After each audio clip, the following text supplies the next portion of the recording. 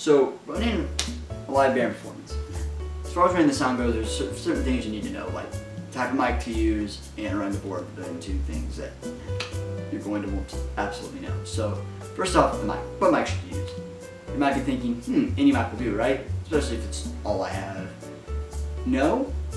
I mean, if you have to, I mean, there's ways to break one up to work, but I don't typically recommend that. So the mic to use, it's going to depend on the kind of performance it is. So say it's a chorus performance where you have like 100 people there that are all singing. You're going to want, depending on the way they're set up, I would usually say section it off. So maybe say it's like 100 people that are spanning 30, 40, maybe 30 feet at best across. I would say 4 or 5 mics spread out there should be sufficient, but my recommendation used for that is an omnidirectional mic, because you have to pick up so many people and unidirectional won't work. And in that case, an omnidirectional typically will work.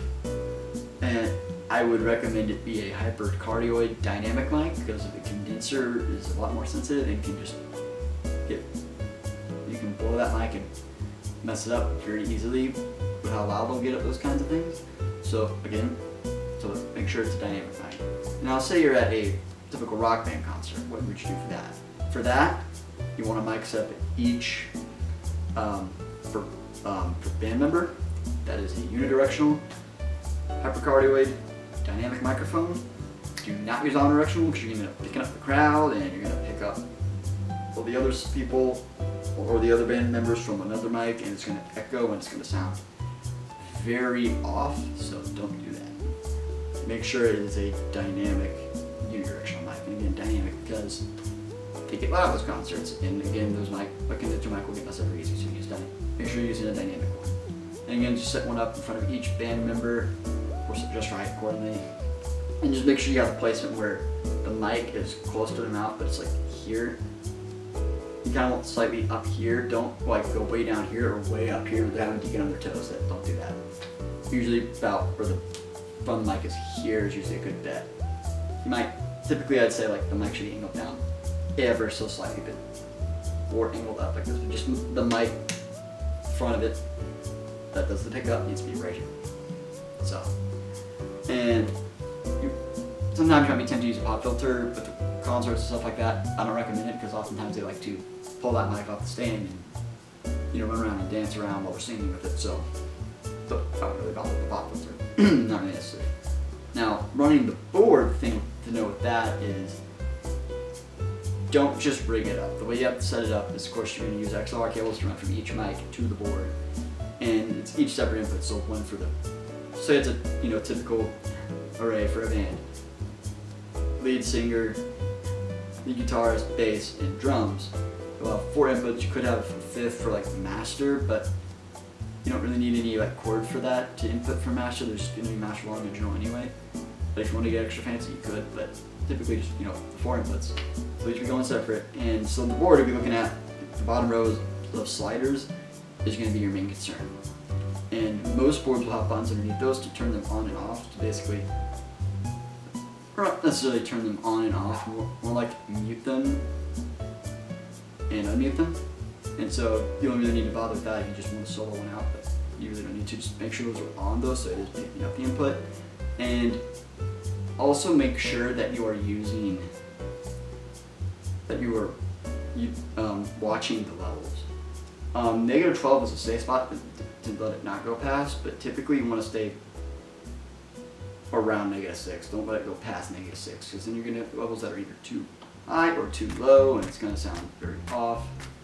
And you also have to adjust for the way the singers sound. So everyone sounds different. One got too loud, one got too low. And you have to adjust for that, especially if they're in the same spot. And also, you have to account for the different places you're at. Each room and each building has different acoustics. And so that will vary on how you have to do the levels, but you just have to kind of run and go up and down based on that. And there is like a master volume control where you can control the gain if you need to touch that, but again, just keep in mind where you're at, and you just kind of have to adjust based on where they're at and the acoustics of the room, as well as how loud or how low the singers are singing or performers are, playing their instruments. So you just have to kind of account for that. It's just one of the things you do just have to watch for, and just make sure the levels are where they need to be. And that's the main thing you need to really know with running the board and setting up mics for a live performance is make sure you're using the right one. Typically with those things, I would say dynamic mic, hypercardioid. If it's kind of a chorus kind of type thing, omnidirectional. Kind of rock band sort of unidirectional at each band member that is performing. And again, running the board, just watch those levels and keep in mind that acoustics vary room to room, building to building, and everyone sounds different with how they sing or how loud they're playing their instrument or whatever. It's usually more of the issue with the singing for how loud or low they are. You just have to account for that. So that's the main thing to know with setting up and running sound for live performances and band events. Okay. So you are currently in a band, yes? Yes, I am. Have been for a long, long time, yes. Okay, what's your band called and how long have you been in it? The band is called The Skinks. It is a classic rock band. I've been a part of it for about 20 years now. And of course, it played semi-professionally for about 20 years before that. So I've been in and out of bands for about the last 40 or so years. Okay, and who usually sets up and runs the sound for you? Well, it just depends. If we've got a small gig that doesn't require someone out front to run the sound, then most of the time the mixer will be near me, and I'll kind of monitor it for our guys. We have monitor speakers set up for each one of the band members on the stage. But for bigger events where you have a larger system and we're not able to hear the main speakers that well, we have to have somebody out front to operate it to make sure that the sound's decent, because when you're behind the main speakers, you can't really hear anything. So myself for smaller gigs, and then we've got a guy that has worked with us for 20 or so years, a guy named John Clark here, who owns a light and sound rental company, who helps us out whenever we've got a bigger show somewhere. Okay. What kind of board and mics do you usually use for that? Well, it depends. I mean, we've got a 48 channel Mackie digital board that we use for pretty much everything. Well, no, that's not true. We for the bigger shows, we use the big Mackie board. We've got a 24 channel Behringer digital board that we use for smaller stuff. And the microphones all vary. It depends on what's being mic'd. For vocals, we have mainly Shure SM58s, which are really good dynamic mics that are designed for vocals for the most part. And then for the instruments, like for the guitars, we use SM57s, which have a little bit more of a mid-rangey type sound and be able to pick up the mid-range frequencies a little bit better. Bass, guitar goes through a direct box that converts it from the signal from the mic into something that can go straight into the board. And then we have a separate Audix kit that we use for all of the drums. We have a couple of aerial mics to pick up cymbals, and then we have tom-toms and bass drum mics for the drums. So again, it just depends on what area you're talking about, but all of those run into one board and then are mixed down together. Do you usually run into any common problems with running and setting up the audio, like maybe a certain spot where speakers cancel each other out, or maybe some singers' levels that are way higher than everyone else's, so you have to modulate? Well, yeah, the biggest issue is you have to compensate for the acoustics of each room, and then that gets very tricky, because if you're in a room that has a lot of different angles in it where the sound waves are bouncing back to you in strange ways, you can fight feedback really, really badly, and trying to get it equalized so that it sounds good. I mean, if you're in a room, for example, that doesn't have a lot of cloth in it, there's not much to soak the sound up. So you're talking bare walls that the sound can bounce off of and kind of continuously echo in there, and getting the EQ and everything right so that it sounds good can get pretty daunting. And most of the time, there's always one or two frequencies within that EQ band. We've got a nice 32 band EQ that we use that's external of the audio mixer. You can pinpoint those frequencies using the EQ and kind of flatten those particular frequencies that are causing problems out. And but that's from room to room. So the biggest issue is just, again, compensating for the acoustics of each individual room, which can get very tricky. Okay. And as that you set up a lot of the sound stuff, can you run me through like how you would typically set up a sound for a live event or band performance and just the way you would run it? Yeah, I mean that's a good question. The first thing that you want to do is place your amplifiers in relationship to where the musicians are going to be on the stage. Because, for example, I'm a guitar player and I want to be able to hear what I'm playing through my amp so that I can monitor what I'm doing. I want to be able to hear the other musicians, but what I'm playing for me is more important than anything, because I mean that's what my hands are creating. So you have to place the amplifiers for the bass player, the guitar player, keyboard player, and so forth accordingly on the stage so that they can hear themselves, and they can also adjust their levels and EQ on their particular instruments as needed. Once you get that done, then of course the first thing you want to do is start placing vocal mics in the positions around in front of those amps or to the sides of them even, so that the individual musicians have their own mic that's isolated and they're spread far enough apart that you're not getting any sort of mic cancellation from each other. And then you start running all the cabling, the mic cables to the board, from not only the vocals but from the instruments themselves, and doing the same thing from the drums.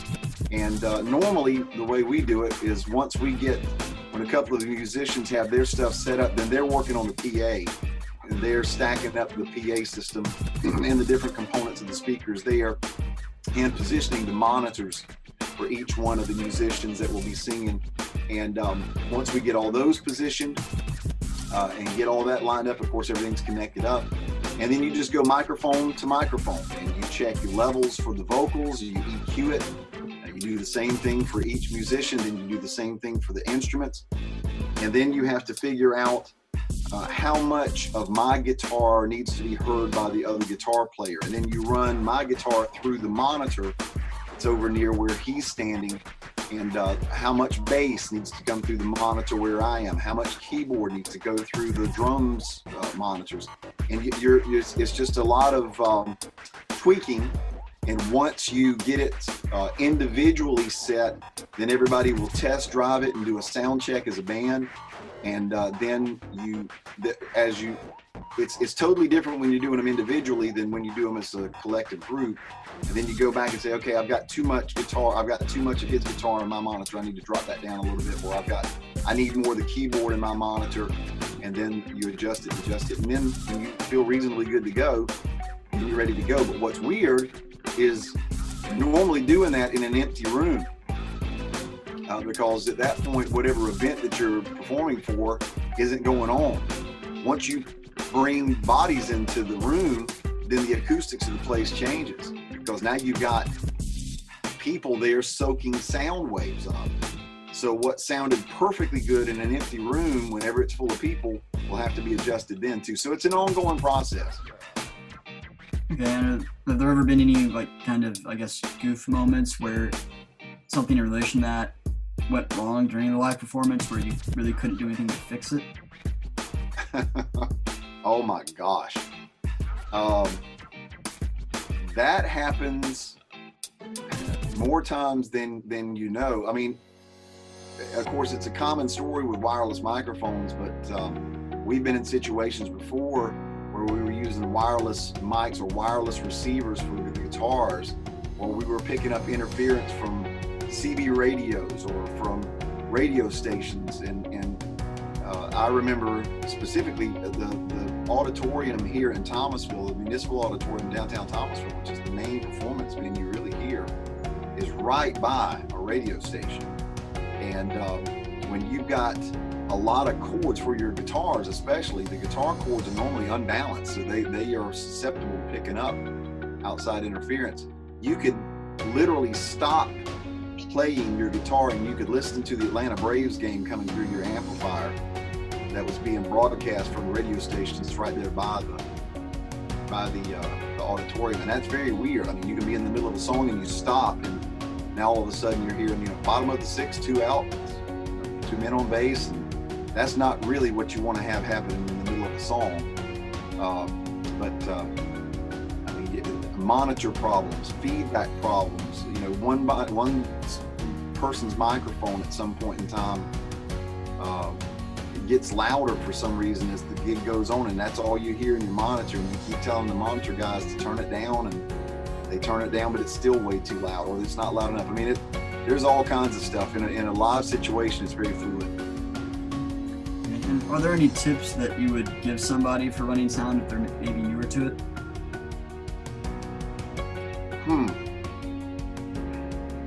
The biggest thing that I would say, if you're going to be a person that's going to be in charge of running live sound, you got to have an ear for all different kinds of performances. Now, you may be a huge heavy metal fan, but if your company is hired to run an orchestra program or to run a bluegrass band or something of the sort, I mean, you want to get paid.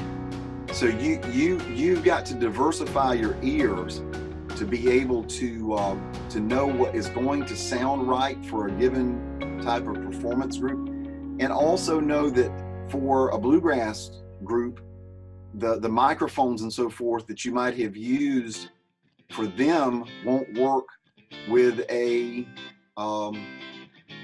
funk band or a soul band or a rock band. I mean, the applications of the different types of microphones and the different types of setups is going to change for each type of group that you're going to be working for, and also to understand that your job is to support that group and to make them sound as good as possible. A lot of folks, you run into problems sometimes with the sound guys having as much or more ego than the band, and that's not the way it's supposed to work. The band is what people are there to hear, and you got to have enough experience and enough professionalism to you to know what's going to make them work the best and what's going to make them sound the best, and then take it and run with it, and again, let them be the star of the show. The best sound person is one that's not noticed. All right, well, thank you for taking the time to sit down and do this. You're welcome. I hope that's what you needed.